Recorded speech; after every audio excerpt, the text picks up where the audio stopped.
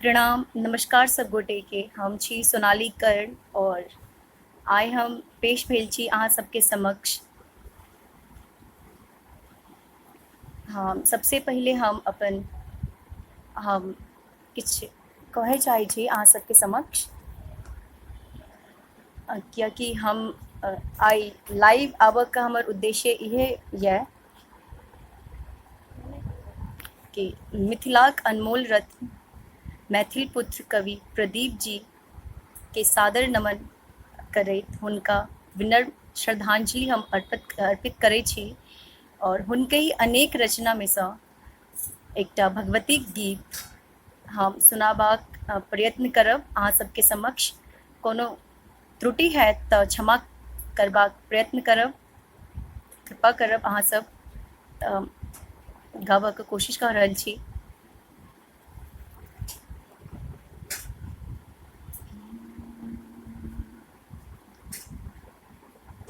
जगदम्ब अहीं अवलंब हमर, हे माय अहाँ बिनु आस के कर। जगदम्ब अहीं अवलंब हमर, हे माय अहाँ बिनु आस के कर।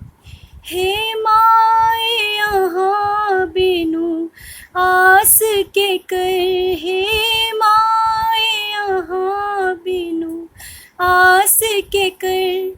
हे माय अहाँ बिनु आस के कर, हे माय अहाँ बिनु आस के कर।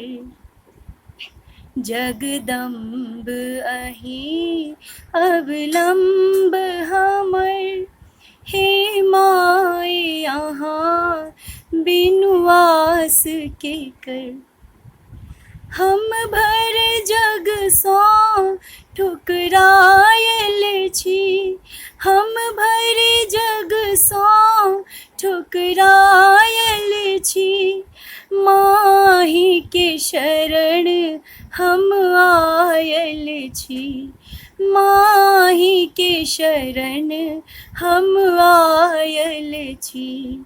करु माफ जननी अपराध हमर, हे माय अहाँ बिनु आस के कर। जगदम्ब अहीं अवलंब हमर, हे माय अहाँ बिनु आस के कर।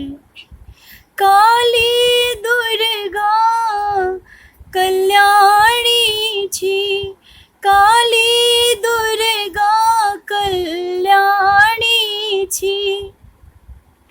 ताराम्बे ब्रह्माणी छी, ताराम्बे ब्रह्माणी छी।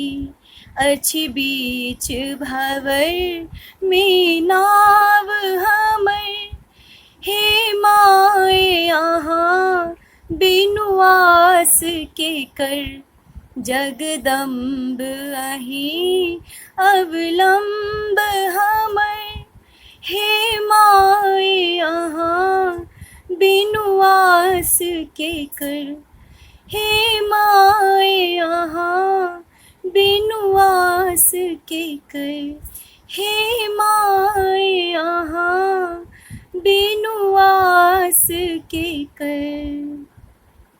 बहुत बहुत धन्यवाद। और एक बेर फेरसँ हम अपन मिथिलाक अनमोल रत्न मैथिली पुत्र कवि प्रदीप जी के सादर नमन करैत हुनका विनम्र श्रद्धांजलि अर्पित करै छी।